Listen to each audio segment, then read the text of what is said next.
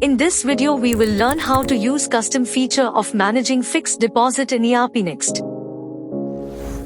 To add a fixed deposit, go to the fixed deposit list and click on Add Fixed Deposit. Enter the details such as FD number, posting date, bank account, FD account, interest account, FD start date, FD amount, maturity date, and maturity amount. Click on Save and Submit.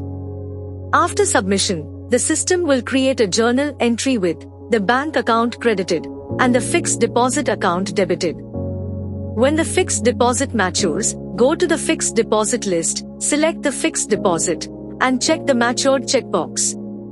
Enter the matured amount and click on Update. After updating, the system will create a journal entry with the bank account debited, fixed deposit account credited, and interest account credited.